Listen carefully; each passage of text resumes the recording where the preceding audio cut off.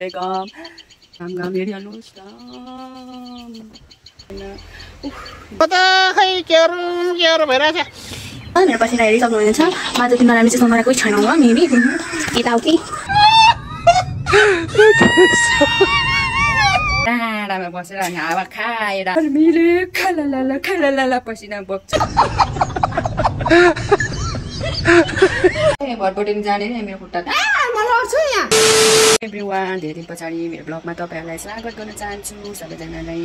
अनि मैले चाहिँ किन ब्लग नबनाएको भने नि साथीहरू गर्मीले झापामा चाहिँ एकदम धेरै गर्मी छ अनि गर्मीले गर्दाखेरि त टाउको पनि दुख्छ धेरै फ्यानको हावाले पनि होला टाउको पनि दुखेर घाँटी पनि दुखेर स्वर पनि सुकेर अनि त्यही भएर मैले ब्लगहरू बनाउन सकिरहेको छुइनँ साथीहरू। दमकमा चाहिँ एकदम धेरै गर्मी छ अहिले पनि हेर्न सक्नुहुन्छ कस्तो घाम लागिरहेको छ मेरो स्कुटर दिनमा 4-5 चोटि नहुँदा पनि पसिना खलाला बगेकै गर्छ एकछिन सन्चनी बस्नु पाइँदैन। झापा त बस्नु तर यही गर्मी कति साल पर्छ साथीहरू तपाईँहरूले हेर्नु सक्नुहुन्छ यहाँनिर घाम यस्तो कडा लागेर है यति राम्रो लालपाती पनि ओइलेर यस्तो भइसकेको छ यति राम्रो बोर्ड त ओइलेर यस्तो हुन्छ भने हामी मान्छे त हो नि हो ओइलिन किन ओइलिँदैन र यसरी ओइलेर सबै ओइलेर मरिसक्यो बोट बिरुवाहरू पनि यस्तो धेरै घाम हेरिहाल्नुहोस् त धेरै घाम लागिरहेको छ गर्मी रहेछ फेरि पसिना खलहल बग्नु थालिहाल्यो। अब फेरि पनि म चाहिँ नुहाउनु पर्यो नुहाउँ भन्दा पनि दिनमा 5 चोटि नुहाइन्छ तर नि नुहाउँ भन्दा पनि जिउमा पसिना खलहल भएपछि त साथीहरू मलाई त एकदम धेरै सिक्सीको लाग्छ नि त पसिनाले गर्दाखेरि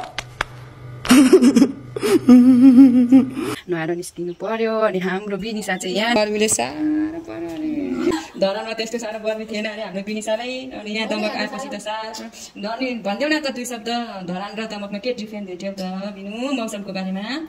दुवैतिर गर्मी छ म बसेकोमा चाहिँ शीतल छ किनभने म डाँडामा बस्छु नि त ऊ चाहिँ धरानको डाँडामा बसेर अनि हावा खाएर आएको रे अनि हामीलाई चाहिँ दमकमा गर्मीले खलाला पसिना बग्छ उस्तै रिस उठ्ने हेर्नु नि यहाँनिर घाम चाहिँ के साह्रो टल्केको घाम चाहिँ यो घामलाई छेकिदेऊ न प्रभु लुगा आइरह धोएर सुकाएको स्कुटीमा सुकेछ पो के भएको कपडा चाहिँ एकदम धेरै छिटो सुक्छ तर के गर्नु जति नै महँगोको कपडा भए पनि घामले खाएर डिस्कलर चाहिँ एकैछिनमा डिस्कलर हुन्छ तर पनि केही छैन धेरै एउटा लुगाले जुग जाँदैन जानु त तर पनि यो हाफप्यान्ट चाहिँ सुकिसक्यो है आइले धोएर सुकाएको मेरो चाहिँ कपडा पनि धुनु यति छ लुगा धुइसकेँ तर लुगा धुइसक्दा नसक्दा यहीँनिर सुकिसक्यो म चाहिँ यो भेस्ट चाहिँ धुको लुगा हो यो चाहिँ म लगाउनु पर्यो हो यहाँ त मैले चाहिँ यो भेस्ट धोएर पनि मैले चाहिँ चिसै लाएँ तर पनि चिसोको फिलै भएको छैन नुहाएर निस्किने बित्तिकै पसिना फेरि यो घामले के देखेको नि टाउको दुखिसक्यो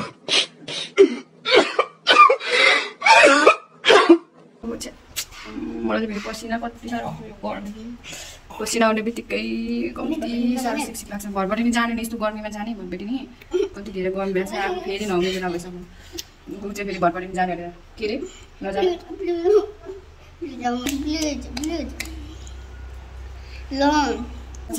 जाने घरबाट जानेर नजाउँ भन अब यसले चाहिँ फेरि यस्तो गर्मीमा भातपाटिनी जुम पाएर मार्नु आएर भातपाटिनीमा चाहिँ के छ कुनै कोसँग लग परेको छ भातपाटिनीमा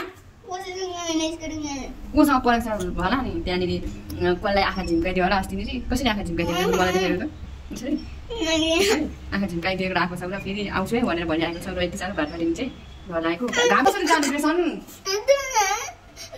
हेर है भातपाटिनी जाने कर्नर यहाँनिर रुखको फेरि म त एक देशलाई त छोडेर जान्छु होला हो एक्लै बस्छस् यहाँनिर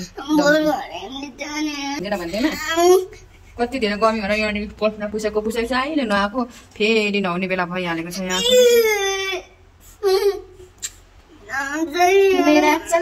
भटभटिन जाने नि मेरो खुट्टा तानेर मामा नजाँदा चाहिँ के म लड्छु यहाँ फेरि लड्नु चाहिँ भने म लड्नु न हामी चाहिँ भातपाटिनी जाने ग्रेसन कहाँ जाने यही ग्रेसनको जिद्दीले गर्दाखेरि हामी चाहिँ अब भातपाटिनी लागेको यसो खावा पनि खाइदिउँ न त भनेर हिँड्यौँ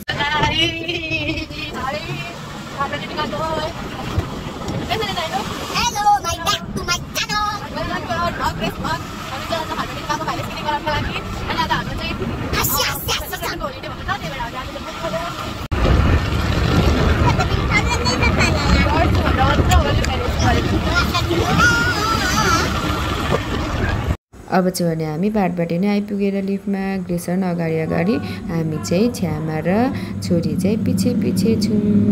अनि अब हामी चाहिँ माथि टपमा जानेछौँ। ग्रेसनले स्केटिङ खेल्ने अरे अनि हामी चाहिँ हावा खाँदै एसीको आएको अवस्था हो हामी चाहिँ। अनि अब हामी चाहिँ टपमा पुग्न आँटेको छौँ है। अनि टपमा आइपुग्यौँ अनि टपको तलको भ्यूहरू कस्तो राम्रो छ साथीहरू। यहाँबाट आउँदा चाहिँ भ्यूहरू हेर्न एकदम रमाइलो हुँदछ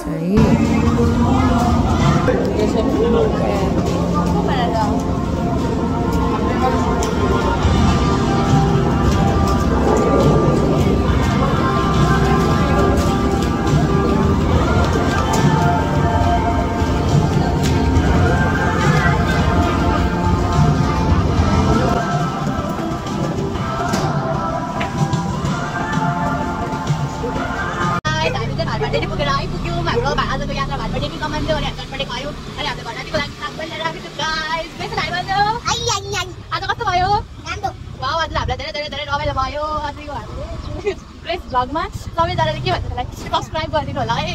हामी यस्तै भ्लगहरू लिएर फेरि आउनेछौँ र डेस्टिनेसनबाट हामी आइपुग्यौँ है। हामी चाहिँ भाटबाडी गएको छौँ। अनि भाटबाडीदेखि आयौँ भने छामा चाहिँ स्कुटी थल्काउँदै हुनुहुन्छ, स्कुटी लग्दै हुनुहुन्छ। अनि हाम्रो रातिको लागि साग हो। अनि त्यहाँ ल्याउनु भयो, घुमाएर ल्याउनु मिठो खानेकुराहरू खुवाउनु भयो अनि जानुभयो। त्यो छौँ अनि उता उहाँ चाहिँ गलेर चाहिँ त्यस्तोहरू भएको छ र बसिराख्नु भएको छ। अब हामी चाहिँ फेरि हामीले दरो खाएर आएको तर पनि हामीले रातिको माम नखाएर चित्त बुझ्दैन। अनि आज राति हाम्रो माम पनि के छ्यामा दरो हो सामी भयो भाटबाटनीमा राम्रो भयो स्केटिङ खेल्यौ साथीहरू। ग्रेसनलाई चाहिँ भाटबाटनी लगेर पनि ल्याइसकेको अवस्था हो। अनि गर्मी चाहिँ यत्तिकै छ छन् चाहिँ तर पनि के छैन। गर्मीमा भए पनि नगर्मीमा भए पनि दुःखमा भए पनि सुखमा भए पनि बाँच्नै पर्छ साथीहरू। अघि नै 3 चोटि नुहाएको अब फेरि नहुँदा 4 चोटि हुन्छ। नाक कुद्छ पसिना बगेको छ। दमकमा चाहिँ यस्तै छ। तपाईँहरूकोमा कस्तो छ कमेन्ट गर्नु होला। अनि हाम्रो अनु चाहिँ यहाँनिर गर्मी भयो चाम्लिङ भन्दाखेरि हामीमा त्यहाँ जाडो छ भन्छ। अनि अहिले खुगामा चाहिँ एकदम धेरै मौसम राम्रो छ नि त, जाडो पनि छैन गर्मी पनि छैन, ठिक्कको मौसम छ क्या न्यानो। अनि हामीलाई डाइलग दिन्छ नि बेला अनि मलाई चाहिँ फेरि गीत सुन्दै गर्दाखेरि चाहिँ गाउँ गइहालौँ जस्तो लाग्छ। तर फेरि गाउँको बाटो सम्झिँदाखेरि आफै दुःख लाग्छ। अहिले त पुल पनि सब भत्किएको छ। अनि अहिले चाहिँ फेरि बाढी पहिरो आउने समय पनि हो नि त। अनि पानीहरू पर्ने टाइम हो। अनि त्यसैले गर्दाखेरि गाउँ जानु चाहिँ एकदम डरमर्दो छ। अनि त्यसैले गर्दाखेरि चाहिँ गाउँ जानु अलिक जोखिमपूर्ण छ र भनौँ गएको नत्र त यो गर्मी देख्दाखेरि त अहिले पुटी जाउँ जस्तै हुन्छ भन्दै आजको मेरो भ्लगलाई चाहिँ म यही नै इन गर्न चाहन्छु साथीहरू। मलाई तपाईँहरू जतिजनाले चिन्नुहुन्छ नचिन्ने सबैजनाले मलाई सब्सक्राइब गरिदिनु होला। अनि म तपाईँहरूलाई पनि ब्याक गर्नेछु अनि कमेन्ट गर्नु होला। अनि म पनि तपाईँहरूलाई त्यही कमेन्टको आधारमा म पनि तपाईँहरूलाई सब्सक्राइब ब्याक गर्नेछु भन्दै आजको भिडियोलाई चाहिँ म इन गर्न चाहन्छु। सबैलाई bye bye, next vlog see you.